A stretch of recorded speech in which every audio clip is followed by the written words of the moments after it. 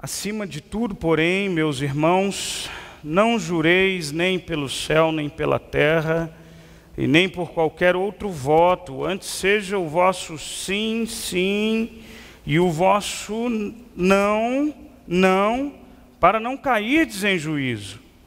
Está alguém entre vós sofrendo? Faça a oração. Está alguém alegre? Cante louvores. Está alguém entre vós doente? Chama os presbíteros da igreja e estes façam oração sobre ele, ungindo-o com óleo e em nome do Senhor. E a oração da fé salvará o enfermo, e o Senhor o levantará, e se houver cometido pecados, ser-lhe-ão perdoados. Confessai, pois, os vossos pecados uns aos outros, e orai uns pelos outros para serdes curados. Muito pode, por sua eficácia, a súplica do justo.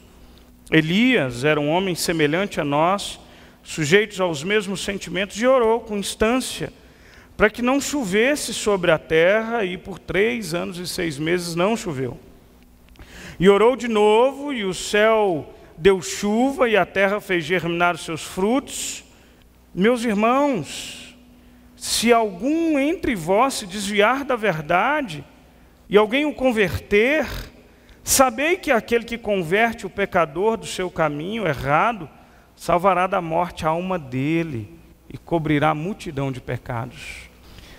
Irmãos, o final dessa epístola, da epístola de Tiago, essa carta de Tiago, ele termina de uma forma muito semelhante a que, por exemplo, Pedro e Paulo, quando fazem recomendações à igreja, ele diz assim: acima de tudo, porém. Essa expressão usada aqui por Tiago, ela chama-nos a atenção porque Tiago escreve para um contexto, para uma comunidade formada principalmente de judeus, e depois das suas exortações, e nós vimos os temas que são abordados em Tiago, Tiago fala sobre a questão do sofrimento, Tiago fala sobre a questão do uso da língua e da sabedoria e do cuidado para com o uso dessa língua. Tiago fala de questões sociais, por exemplo, e nos desafia a entendermos que há pessoas que são menos privilegiadas e que precisam do nosso cuidado, do teu cuidado, do cuidado da igreja. Tiago nos faz uma diversidade de desafios. Tiago nos desafia, e olhando e entendendo que ele escreve principalmente para uma comunidade judaica cristã, que havia se convertido, ele desafia essa comunidade a entender que a fé que eles professavam ter lá, no Deus de Abraão, de Isaac, de Jacó, ela era extremamente incoerente quando ela era dissociada da vida, da prática. Tiago exorta então, e ele chama a atenção, ele diz: olha, vocês dizem que têm fé, e eu com obras vou mostrar a minha fé. Esse é o desafio do Tiago, o desafio dessa epístola. Tiago nos chama a atenção para a falibilidade das riquezas e dos projetos humanos, e o cuidado que a gente precisa ter onde a gente estabelece as nossas vidas. Esse havia sido o último tópico que a gente havia falado e abordado em Tiago, o perigo das riquezas. E agora então Tiago vai fechar, vai concluir, e com uma recomendação quase que paternal aqui, com uma recomendação de uma forma muito pessoal. E agora então ele chega para essa igreja e ele diz: acima de tudo, porém, irmãos, prestem atenção no que eu vou falar. Sabe o que isso aqui me faz lembrar? A pessoalidade dessa recomendação faz lembrar as recomendações da minha mãe. Todas as vezes, isso desde a minha adolescência, quando a gente ia viajar, a minha mãe chegava para mim e dizia: meu filho, quando era de ônibus, né? Você sente do lado do motorista e no meio do ônibus. Porque se o ônibus bater, o meio vai ser preservado. E se o motorista for salvar alguém, ele vai salvar o lado dele. Recomendação materna antes da viagem. E eu vou dizer uma coisa para você. Nunca acabou essa recomendação. E agora, quando a gente viaja de avião, eu olho para ela e digo, sim, quais são as recomendações? Ela falou, de preferência, vá a família separada. Que se der um problema, alguém escapa. Qual que é a preocupação dessa recomendação? Você já recebeu alguma recomendação paterna? Não é? Quando eu tinha 18 anos, fui morar em Campinas, fui estudar no seminário de Campinas. Meu filho, então, né? Faça isso, faça aquilo, coma direitinho, viu? Faça todas as refeições, mamãe não vai deixar faltar nada para vocês. Que vergonha, né, gente? Mãe, recomendação. Tiago agora, ele chega diante da igreja e ele vai chamar a atenção e é como quem diz assim, gente, me escutem. Vocês vivem uma vida comunitária. E essa vida comunitária precisa ter algumas marcas e algumas características, e elas não esgotam as recomendações bíblicas para a vida comunitária, porque você vai encontrar dessas recomendações na Epístola de Paulo aos Filipenses, na Epístola de Paulo aos Coríntios, na Epístola de Pedro à comunidade, você vai encontrar ela em todo o Novo Testamento. Mas aqui, especificamente nesse texto, o apóstolo Tiago faz algumas recomendações para a comunidade, para que a gente entenda que o viver comunitário, algumas marcas precisam estar presentes, algumas características. E uma delas é o falar sincero, conforme diz o versículo 12. Acima de tudo, porém, meus irmãos, não jureis nem pelo céu, nem pela terra, nem por qualquer outro voto, antes seja o vosso sim, sim, e o vosso não, não, para não cairdes em juízo. Tiago, para finalizar a sua epístola, ele ainda retoma e ele traz à tona novamente a questão do falar e agora do sábio falar, e embora um tanto quanto diferente do que ele já havia recomendado, ele traz à tona de novo esse tema, mas para aplicar para nós a questão do falar sincero. E essa eu acredito que é uma dificuldade enorme que a gente tem, até por uma questão cultural. Eu acredito que eu já comentei isso com vocês, uma característica da nossa cultura é que a nossa cultura ela é muito voltada para o relacionamento. Nós valorizamos bastante a questão dos relacionamentos, o que acho e entendo, isso é um traço da cultura latino-americana, o que é um traço bom. O que é bem diferente, por exemplo, da cultura norte-americana, da cultura europeia. Os relacionamentos não são a prioridade. É uma cultura norte-americana, por exemplo, diferente da nossa, ela é muito mais voltada para a tarefa do que para os relacionamentos. Mas qual é o aspecto que é diferente e que eu acho ruim na nossa cultura? É que a gente tem uma dificuldade tremenda de ser direto. Parênteses precisa ser feito. Ser sincero, ser direto, não é ser grosso, não é, sei lá, nós já falamos sobre o mau uso da palavra e o cuidado que a gente tem que ter. Mas é porque a gente se enrola tanto. A recomendação aqui de Tiago é uma recomendação de Jesus Cristo, lembra do Sermão do Monte? Por quê? Jesus traz à tona o fato de que aqueles judeus que eram tão estritos com a lei, para que eles conseguissem achar alguma brecha para a sua vida, eles diziam porque eles não podiam usar o nome de Deus em vão, e esse era um mandamento claro para eles. Então, para que eles dessem validade para a sua palavra, dessem validade para uma palavra inválida, insincera e mentirosa, ou para um propósito ruim, eles juravam não por Deus, mas juravam pelo céu, juravam pela terra, juravam pelo templo de Salomão. E Jesus então ensina e diz, para com isso.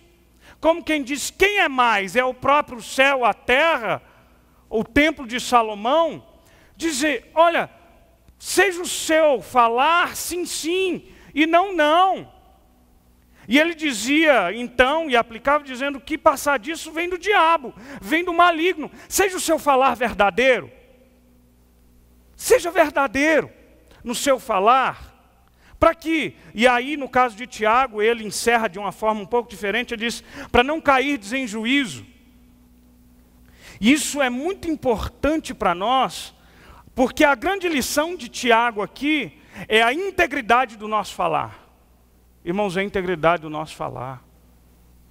Nós vivemos uma vida comunitária, e o nosso falar precisa ser íntegro, sincero, verdadeiro. E sim, amoroso. Nós já falamos aqui, quando falamos do pecado da língua, que aí o apóstolo Paulo nos relembra e nos exorta dizendo, seja a nossa palavra, ela precisa, quando sair da nossa boca, a gente precisa certificar de que essa palavra vai ser para edificação. Quando ele diz, não saia da vossa palavra, não saia da vossa boca nenhuma palavra torpe. Sim, pelo contrário, aquela que for boa para edificação. Então uma lição e uma marca dessa igreja, da igreja de Cristo, da vida comunitária, precisa ser esse falar sincero, verdadeiro. Isso é verdade. Isso é verdade e precisa, isso nos ajuda nas nossas relações interpessoais, nos ajuda no nosso cuidado um para com o outro. Essa é a primeira lição de Tiago, um falar sincero. Sim, sim, não, não. Segunda recomendação de Tiago, e aqui eu quero me deter um pouquinho mais, diz respeito à oração. E ele começa dizendo no versículo 13, está alguém entre vós sofrendo? Faça a oração. Irmãos, é com muito pesar que eu acredito que a nossa geração, nós somos uma geração de um tempo tão corrido, de um tempo tão intenso, de um tempo tão ocupado, que a oração ocupa um espaço tão pequeno nas nossas vidas. E se você fizer uma avaliação pessoal, você olhando aí para o seu coração, quanto tempo de oração você gasta por dia na sua semana? Quanto tempo de leitura da Bíblia? Sabe o que me chama a atenção, por exemplo? Me chama a atenção o fato de que a Bíblia está repleta de conselhos acerca da oração. O apóstolo Paulo escreve aos Filipenses dizendo, orai sem cessar. E deixa eu te dizer uma coisa, se você considera aquele momento que você está dirigindo, está indo para o carro, está falando com Deus, legal. Mas você tem esse momento de oração a sós? Você tem esse momento com o Senhor? Jesus, por exemplo, em um dos momentos mais difíceis, quando ele estava no Getsemane, o fim anunciado, a sua morte chegava mais perto do que nunca, Jesus vai e separa consigo alguns discípulos, e ele diz, ó, fiquem aí que eu vou orar. Me chama a atenção pelo fato de que, sendo ele filho de Deus, a vida de oração era algo constante na vida de Jesus Cristo. E preste atenção, era Jesus Cristo de Nazaré, o homem que era Deus, o Deus que era homem. Todo momento, você vai ver na Bíblia, você vai ver nos evangelhos, momentos em que Jesus se retira e diz, eu vou orar. Antes de Jesus começar o ministério dele, ele se retira, ele jejua e ele ora. Jesus achava tempo para, no meio da intensidade de toda aquela loucura, a intensidade do seu ministério itinerante, diz a Bíblia, e Jesus se retirava para orar. Então, naquele momento no Getsemane, ele se retira para orar. Quando ele volta, os discípulos estão dormindo. Jesus os repreende, dizendo, nem por um pouco vocês podem ficar orando. Então, no Evangelho de Mateus, no capítulo 26, Jesus recomenda: vigiai e orai para que não entreis em tentação. Porque o espírito, na verdade, está pronto, mas a carne é fraca.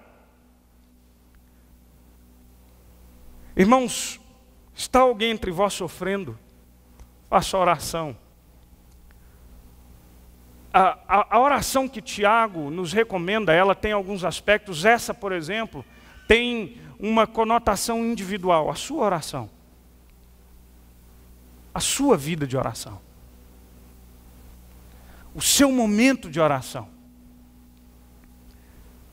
Irmãos, quando você olha para a Bíblia, quando você olha para as histórias de avivamento, todas elas, quando você olha para os grandes vultos da história da igreja cristã, desde Jesus Cristo, passando pelos apóstolos, passando pela igreja primitiva, passando pelos reformadores, passando por grandes movimentos avivalistas, como Jonathan Edwards, como George Whitefield, você vai ver que esses homens dedicavam horas do seu dia em oração. E isso me envergonha a mim profundamente. Porque ainda com todo o esforço, quando comparado à vida desses homens, John Wesley dizia que um crente não pode viver um dia se não passar pelo menos 4 horas em oração. A vida desses homens foi marcada pela oração. Essa oração e esse momento seu com Deus, ele é absolutamente necessário para a sua fé e para o desenvolvimento da sua fé. Não é possível ter uma relação de intimidade com Deus se você não falar com esse Deus. As pessoas com quem nós temos mais intimidade, são as pessoas com quem nós mais conversamos. São as pessoas onde a conversa é mais profunda, mais aberta, mais sincera possível. E essa é a intimidade que alimenta a nossa alma. É essa intimidade que alimenta a nossa alma. A Bíblia diz: está alguém entre vós sofrendo? Faça uma oração. E aqui também me chama muita atenção, irmãos, para o fato de que a oração, o Senhor usa meios, e é muito curioso, porque para mim a questão da oração acontece, há um mistério tremendo aqui. Eu fico me perguntando, e essa pergunta, eu obviamente não fui o primeiro a fazer, muito provavelmente você já fez, e muita gente antes de mim já fez. A Bíblia diz que Deus é soberano. Isso é fato e é ponto pacífico. A Bíblia diz que todos os nossos dias foram escritos no livro da vida. A Bíblia nos dá a entender, e por exemplo, quando você olha para o livro de Apocalipse, que o único que foi achado digno de abrir o selo, o livro todo selado de 7 selos, por dentro e por fora, foi o Cordeiro Santo de Deus. Aquele livro fechado é a história da sua vida, a história da minha vida, a história da redenção, a história da humanidade. Ele tem o domínio, ele tem o controle. Na visão de João, quem está assentado no alto e poderoso trono é Deus. Ele rege a história com um cetro poderoso. Ele é soberano. A Bíblia diz que a palavra ainda nem saiu da sua boca e Ele sabe o que você vai falar. A Bíblia diz que Ele conhece o teu sentar, o teu deitar, o teu levantar. Ele te conhece hoje, agora, ontem, amanhã. Mas ainda assim, a Bíblia me diz: ore.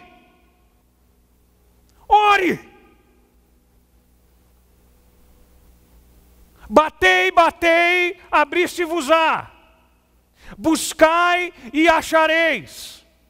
Buscar-me-eis e me achareis quando me buscardes de todo o vosso coração. Se o meu povo que se chama pelo meu nome se humilhar, orar e me buscar. Orai sem cessar. Vigiai e orai. Ele é Deus, Ele é soberano, a sua vida está na mão dEle, nada sai do controle, mas Ele diz para você, ore. Sabe uma coisa que eu tenho aprendido, e uma coisa que é fato? Quando Deus quer fazer alguma coisa, Ele pode fazer sem você. E aí a gente tem tantos exemplos disso. Tantos exemplos disso. E quando Deus quer fazer alguma coisa, ainda que Ele possa fazer absolutamente sem você. Quando Pedro escreve a sua epístola, ele fala da pregação do Evangelho, e ele diz que o anúncio do Evangelho até os anjos anelavam. Mas Ele chama você. Quando Deus quer fazer algo, Ele quer que você ore por esse algo. Isso é curioso. Quando Deus quer mover o seu povo, quando Deus quer fazer maravilhas, Ele incita o seu povo a orar. E há uma outra coisa que a gente tem experimentado na nossa vida. Um povo que não ora é um povo que pouco se alimenta do Senhor. Mas o Senhor, quando quer ver o seu povo orando, não raras vezes, Ele coloca o seu povo em situações difíceis. Está alguém entre vós sofrendo? Ora, irmãos, olhe para o sofrimento nas nossas vidas e como que o sofrimento tem o potencial de nos colocar diante dos nossos joelhos. Olha para a sua vida. Lembra da sua história. Lembra da sua história. Lembra dos momentos em que você mais intensamente orou. Lembra dos momentos que você mais fervorosamente colocou a sua vida no altar de Deus. Você lembra? Pois eu lembro. E as orações, e as minhas orações mais contritas, as minhas orações mais fervorosas, as minhas orações mais intensas, as minhas orações mais cheias de fé, foram as orações que estavam circundados por momentos de extrema debilidade, vulnerabilidade e fraqueza. E o apóstolo Paulo entendeu muito bem isso. Quando ele disse, quando eu sou fraco, aí é que sou forte. Sabe por quê, meu irmão? Porque quando a gente não tem nenhum recurso diante da gente, a gente procura aquele recurso maior. Uma vez eu ouvi alguém dizer acerca da vida de José do Egito, que José do Egito foi jogado num poço, vocês lembram disso? E alguém dizia assim, sabe que às vezes Deus também nos joga em um poço, ali dentro? Sabe por quê?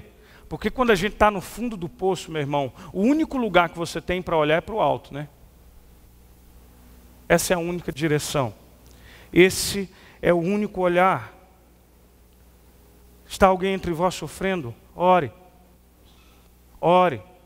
Busque a Deus em oração. E então, Tiago fala acerca do aspecto da oração comunitária. Está alguém entre vós doente? Chame os presbíteros da igreja e estes façam oração com ele, ungindo-o com óleo. E esse texto aqui nos faz lembrar que muito provavelmente aponta para uma situação ainda muito mais drástica. Porque diz que a oração da fé que salvará o enfermo, ela levanta o enfermo. Aqui Tiago está fazendo referência a alguém que está muito mal. A alguém que está vivendo diante de intensa dor, de intensa limitação. E ele está dizendo, portanto você não vai orar sozinho. A igreja também tem os seus líderes e essa igreja e essa liderança precisa orar. Chame os presbíteros, ore com essa pessoa. A Bíblia nos fala aqui da unção com óleo.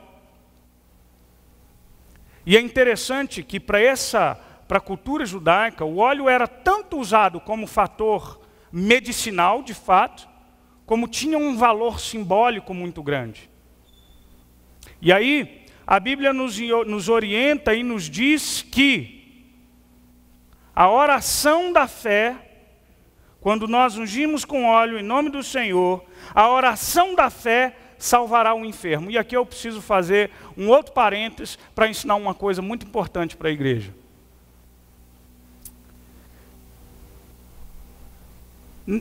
As pessoas às vezes nos perguntam, já falaram assim para mim, pastor, você unge com óleo?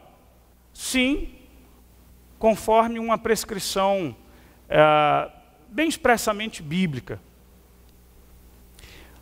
A gente vive numa cultura que ela é demasiadamente sincrética. E com muita facilidade a gente acha que o óleo é que tem poder. Não é verdade? Muita gente já me pediu para ungir o carro, a aliança. Eu falo, olha, eu não unjo coisas. As coisas não são ungidas, o ungido é a sua vida. Você quer a proteção de Deus pelo seu carro? Cuidado, porque você ora para Deus proteger o carro, você dá uma batida, dá perda total, o seguro resgata, mas você morre na batida, você orou errado. Carro ungido não tem vida abençoada, tem vida ungida diante do Senhor. Você entende que a gente incorre muito nessa... bom, basta que você dê uma olhada nas igrejas que nos cercam aí, você vai encontrar mas com muita facilidade a venda. Por que as pessoas compram sal, irmãos? A água ungida.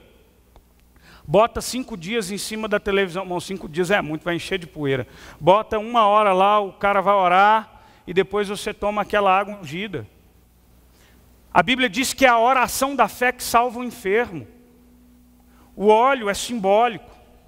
Representa a ação, a proteção de Deus, o Espírito e a ação desse Espírito.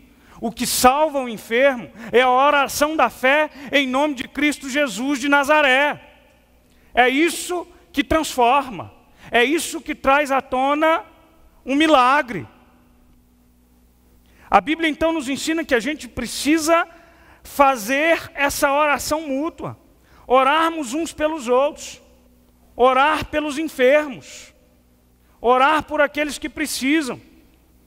Versículo 16 diz assim, confessai os vossos pecados uns aos outros e orai uns pelos outros. E aqui não é só o contexto da liderança que ora por aqueles que estão debilitados, mas a Bíblia está dizendo agora que a oração, ela precisa ser mútua e comunitária. Ore pelo teu irmão ao seu lado. Ele precisa das suas orações. Oremos uns pelos outros. Clamemos uns pelos outros. Irmãos, porque Deus atende a oração. Porque o Senhor responde a oração. E a Bíblia então completa dizendo, muito pode por sua eficácia a oração do justo. O Senhor responde a sua oração. Há poucos domingos atrás aqui, nós tivemos por 2 dias aqui o pastor José Dilson. 25 anos vivendo ali na África. Diante de situação extremamente difícil. E todos os dias, vendo um milagre de Deus. Mas deixa eu te dizer, você de repente olha para a sua vida e diz assim, eu não vejo tanto milagre assim. Eu quero começar te dizendo que o fato de você estar aqui já é um milagre. Todos os dias, quando você acorda, você levanta, é um milagre de Deus na sua vida, porque é sinal da misericórdia que renovou-se na sua vida. O ar que você respira é um milagre de Deus. As batidas do seu coração são um milagre de Deus. A comida que você põe na boca todos os dias é um milagre e sinal da graça de Deus. O milagre, ele é ordinário, tanto quanto ele é extraordinário também. E a Bíblia nos diz então que muito pode por sua eficácia a oração do justo. E aí presta bem atenção numa coisa. Aqui eu sou levado a pensar de novo na soberania de Deus. O justo, e quanto mais justo ele é, e quanto mais próximo de Deus ele é, mais ele ora conforme a vontade e o querer de Deus. O próprio Tiago diz: pedis e não recebeis, pois pedis mal, para esbanjardes nos vossos prazeres. Irmãos, tem muita gente que ora, como uma vez um rapaz, eu era seminarista lá na 2ª IPT, um rapaz me liga desesperado pedindo oração, porque a ex-sogra dele, ele namorava uma moça, namorava há muitos anos, e o namoro terminou. Eu disse: sim, mas... Ele falou: estou muito preocupado. Falei: por quê? Ele falou: por causa da minha ex-sogra. Eu disse: mas o que ela fez? Ela me amaldiçoou todo. Eu pensei, a pergunta que me veio à mente foi: ela é macumbeira? Não, ela é crente.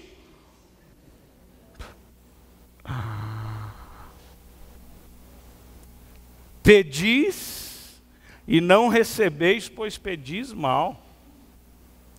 Meu irmão, você está pedindo para Deus amaldiçoar o seu irmão e você ainda espera receber a resposta da sua oração, quando a Bíblia diz que você precisa bendizer e não amaldiçoar? Você espera mesmo que Deus responda a sua oração? É interessante a gente pensar, por exemplo, que o apóstolo Paulo, quando ele escreve aos Romanos, ele diz que o Espírito semelhantemente nos assiste em nossa fraqueza, porque nós não sabemos orar como convém. E aí então o Espírito intercede por nós com gemidos inexprimíveis. E aquele que sonda os corações sabe qual é a mente do Espírito, porque segundo a vontade de Deus é que ele intercede por nós. Sabe que coisa preciosa e maravilhosa a gente entender é que quanto mais próximo de Deus você estiver, mais sintonizado você estará com a vontade de Deus. E assim, a gente tem que entender que não é o poder da minha vida, mas é o poder da graça que opera nessa vida. Não é o fato de que eu sou ou você é uma pessoa suficientemente boa, mas é o fato de que você tem um Deus que é bom, um Deus que cuida, um Deus que se preocupa com a sua necessidade, um Deus que sabe os limites das suas forças, que não te dá a tentação que você não possa suportar, conforme diz o apóstolo Paulo. Pelo contrário, junto com a tribulação, ele te dá o livramento. É isso que ele faz. Esse é o nosso Deus. A Bíblia então nos incentiva e nos ensina que a gente precisa orar uns pelos outros. A gente precisa orar, irmãos. Mas outra recomendação bíblica aqui também é a confissão mútua. Confessai, pois, os vossos pecados uns aos outros. Orai uns pelos outros para serdes curados. Há 3 elementos intercambiáveis aqui: oração, confissão e cura. Oração, confissão e cura. E aqui eu preciso esclarecer algumas coisas. Qual é a relação do pecado com o adoecimento? Existem algumas coisas que a gente precisa entender. Por um lado, a Bíblia nos ensina que nem todo o sofrimento, ele é fruto de um pecado. Não necessariamente. Olha a história de Jó é o maior exemplo disso. Jó, a Bíblia diz que ele era um homem justo, reto e temente a Deus. E ele foi provado, e foi extremamente provado, e os amigos de Jó o questionaram. A nossa inclinação é dizer qual é o pecado. Eu mencionei o livro do Walter Júnior aqui, uma outra coisa que me vem à mente é que quando ele relata, quando ele perde a visão, no momento em que ele perde a visão, o Walter Júnior, acho que a maioria conhece, enfim, um cantor cristão que perdeu a visão há muitos anos atrás, o último semestre da faculdade de Direito. Quando ele perde a visão e ainda nutria um pouco de esperança até que o médico, conversa, não é mais possível que você recobre essa visão. Pouco tempo depois, um pastor vem à sua casa e faz uma visita a ele e diz assim: Walter, eu estou contando isso, está no livro lá, tá? Walter, eu queria sair com você para a gente poder conversar mais à vontade. Ele pegou o Walter Júnior, colocou no carro, saiu com o Walter Júnior. Depois de um pequeno passeio, ele parou o carro e disse: Walter, pode me falar, irmão. Conta aí, qual foi o seu pecado? Conta qual foi o seu pecado. O Walter Júnior ficou todo sem jeito. Falou: meu irmão, eu não acredito que essa situação que eu estou vivendo seja, não é? Conta qual foi o seu pecado. Então, primeira coisa que você precisa se lembrar é que nem todo sofrimento da vida, ele pode ser entendido como fruto de um pecado. Porque a gente vive num mundo que jaz o maligno, irmãos. E o fato de você ser cristão, ser crente em Cristo Jesus, não faz de você um anjo. Quando você sai lá fora, você está tão sujeito à bala perdida quanto alguém que não é crente. A Bíblia diz que Deus faz nascer o sol sobre justos e injustos. E o contrário é igualmente verdade. A tragédia advém sobre a vida daquele que ama a Deus e sobre a vida daquele que não ama a Deus.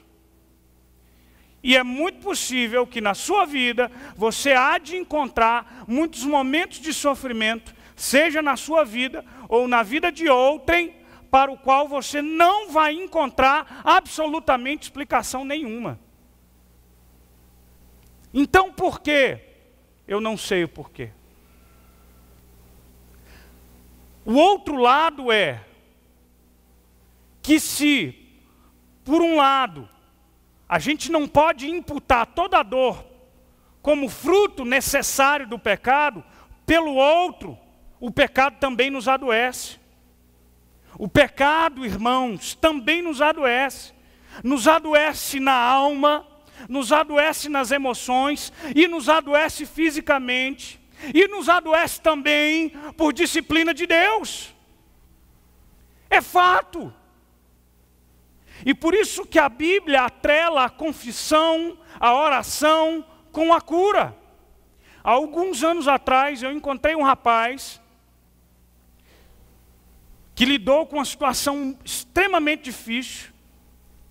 Esse rapaz há de vindo de igrejas bem pentecostais. Ele era diácono da sua igreja e ele se inveterou e começou com o uso de pornografia.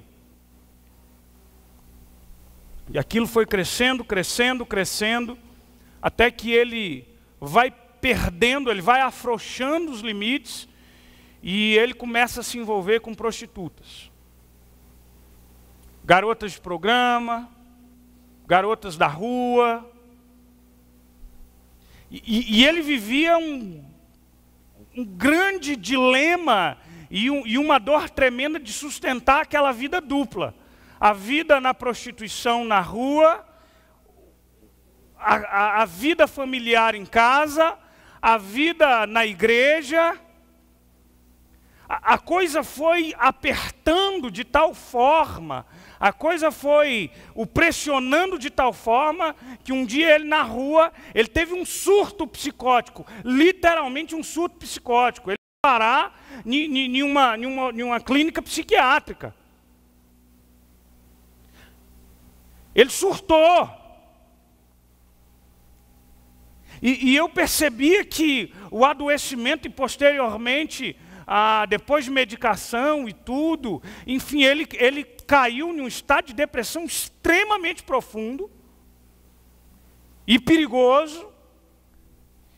Mas era claro e era nítido que aquele adoecimento tinha uma vinculação intimamente forte com o pecado.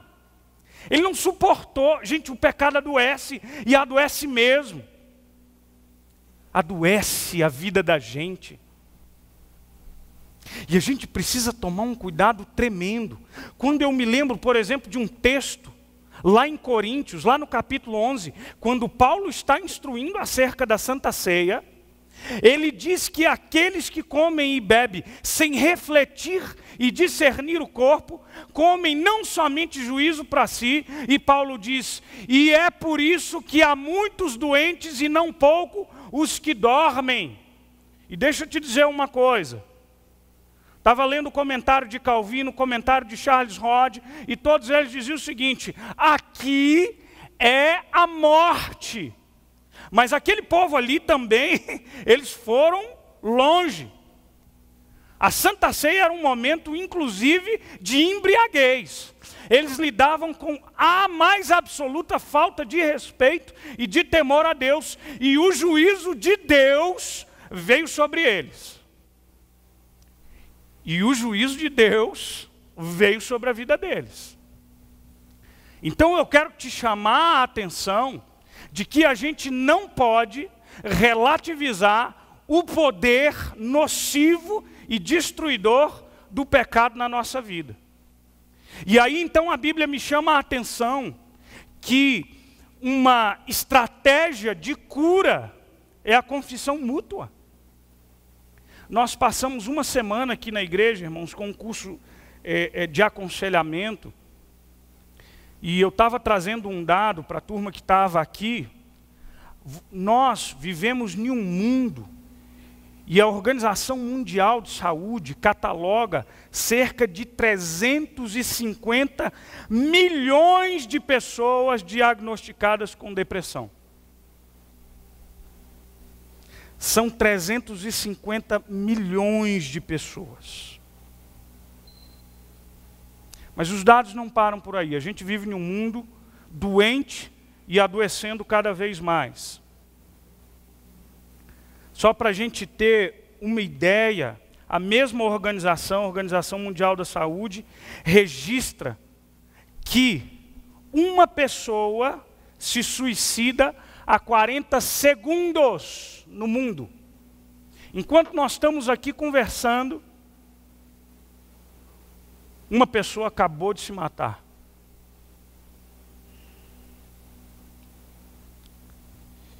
Em números absolutos, só o Brasil já é o 8º país do mundo em número de suicídios.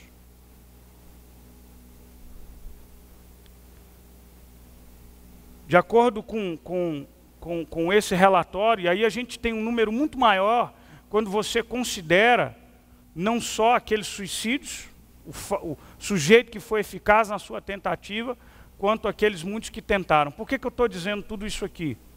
Porque eu tenho a plena convicção de que o mundo que a gente vive, do estilo de vida que a gente vive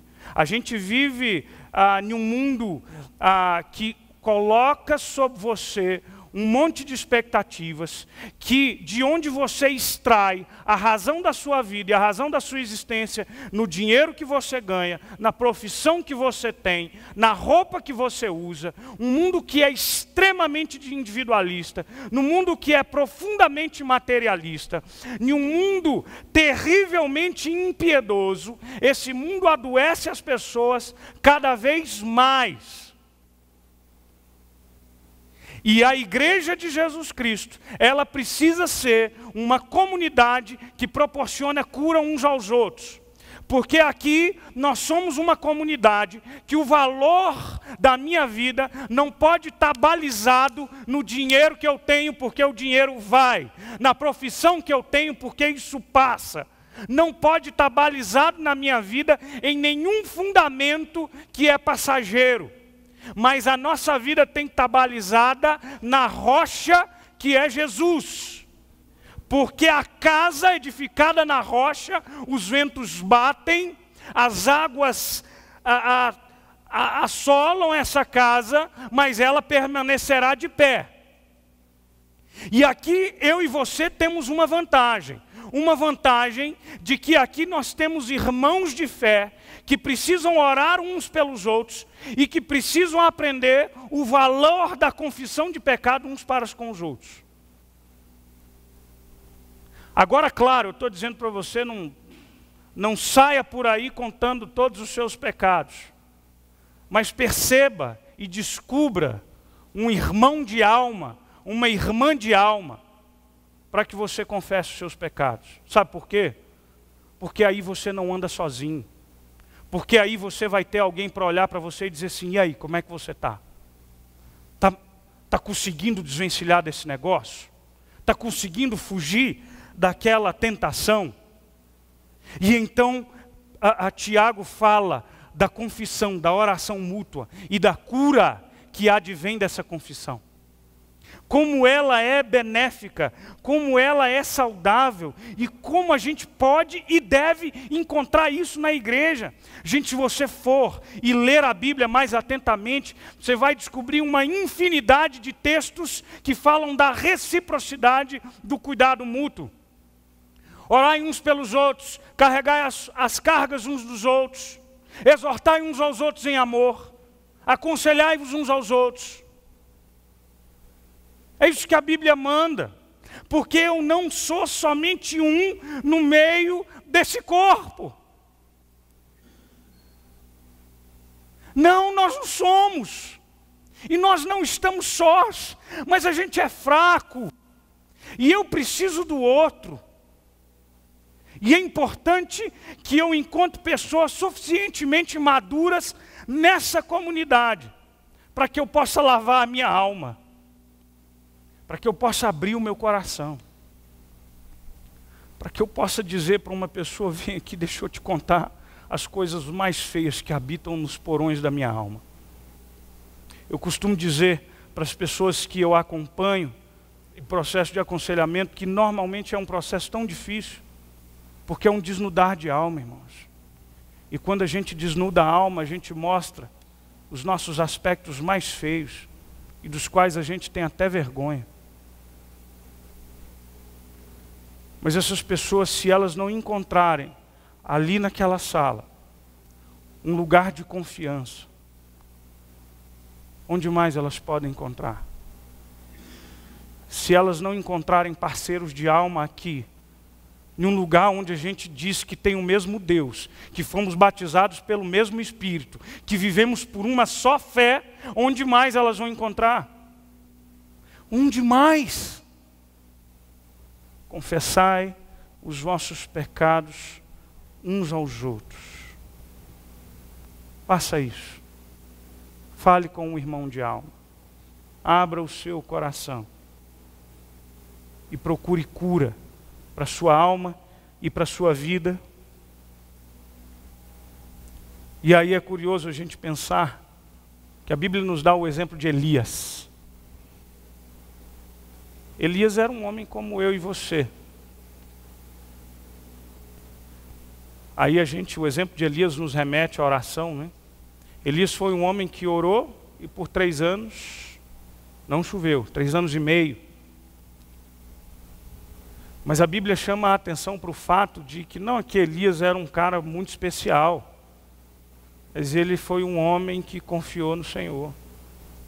Mas Elias, tal como eu e você, Elias foi o homem também que teve os seus momentos de incredulidade. Elias orou e Deus mandou fogo sobre o Carmelo. Ele desbaratou profetas de Baal, algumas centenas dele. Mas depois da ameaça de Jezabel, ele saiu fugindo. Gente, pensa no poder de uma macumbeira brava. O cara, profeta de Deus, ficou morrendo de medo, fugiu, ficou deprimido, pediu para morrer. Nós somos pessoas frágeis. Mas na nossa fragilidade a gente pode alcançar muito, mas muito mesmo. A última recomendação, e eu vou encerrar com ela, que é a exortação mútua. Versículo 19. Meus irmãos, se algum entre vós se desviar da verdade e alguém o converter, sabei que aquele que converte o pecador do seu caminho errado, salvará da morte a alma dele e cobrirá a multidão de pecados. E deixa eu dizer uma outra coisa aqui para você. Nós somos responsáveis uns pelos outros aqui dentro dessa comunidade.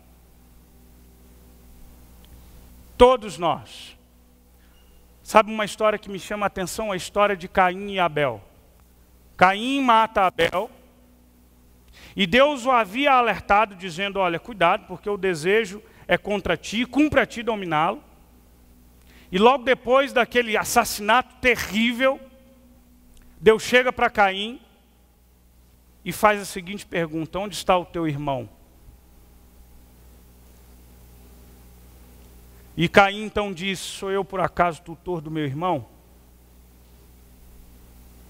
Eu acho que a pergunta que é feita a Caim, ela ainda ressoa sobre os seus ombros. E eu pergunto a você, meu irmão, onde está o teu irmão? Onde está o teu irmão? Onde está o teu irmão? Você tem cuidado dele? Porque ele também é responsabilidade sua. Ele também pesa sobre os seus ombros.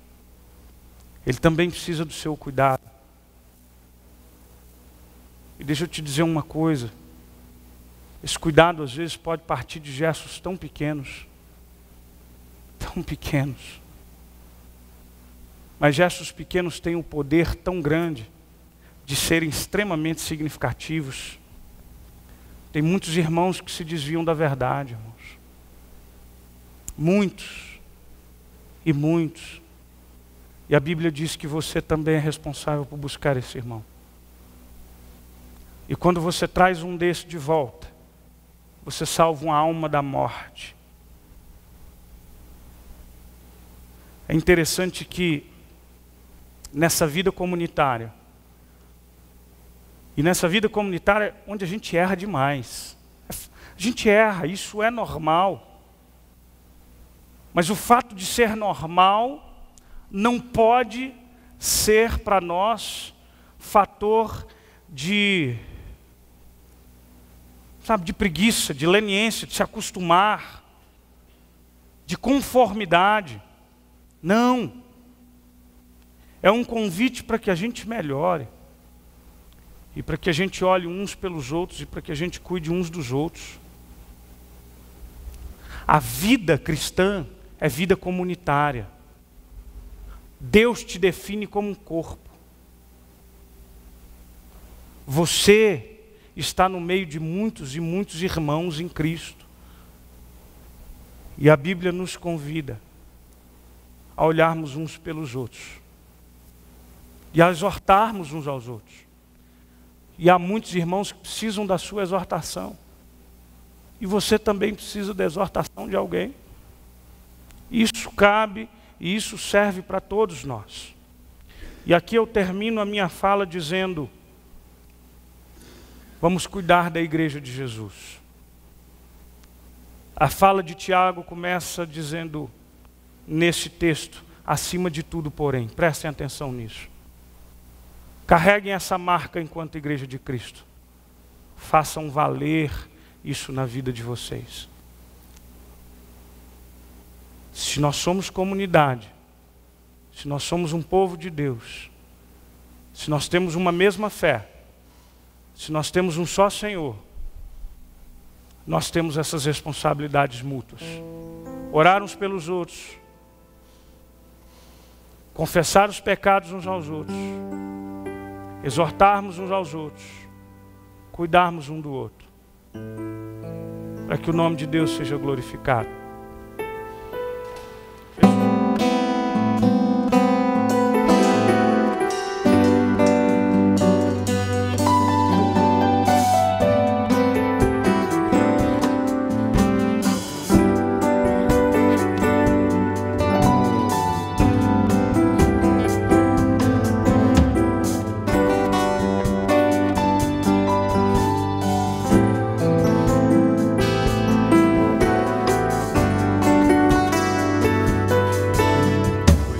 Espírito do Senhor, Deus está sobre mim, porque o Senhor me ungiu a pregar boas novas aos quebrantados e enviou-me a curar os quebrantados de coração.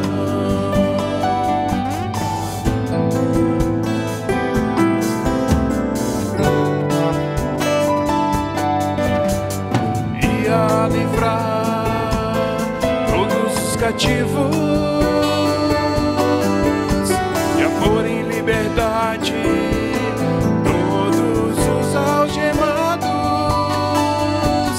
e apregoar o ano aceitável do Senhor e o dia da vingança do nosso Deus, a consolar todos os que choram e a pôr sobre os que em Sião de luto estão uma coroa ao invés de cinza, óleo de alegria ao invés de pranto,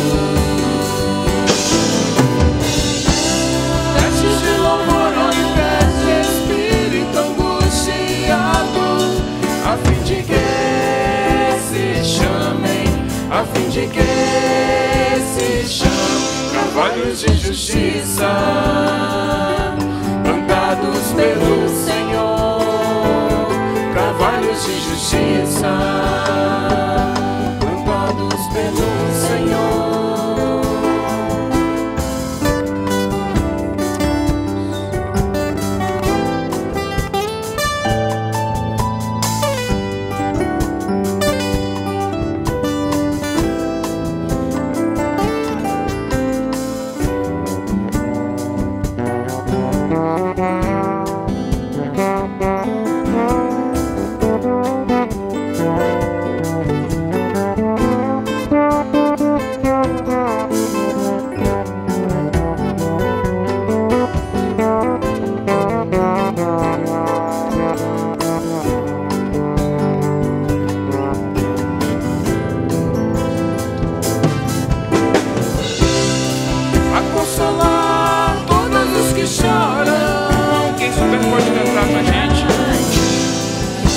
Sobre os que em Sião de luto estão,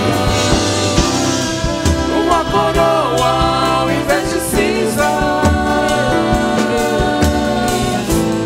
óleo de alegria ao invés de pranto, vestes de louvor ao invés de espírito angustiado, a fim de que se chamem, a fim de que se chame carvalhos de justiça,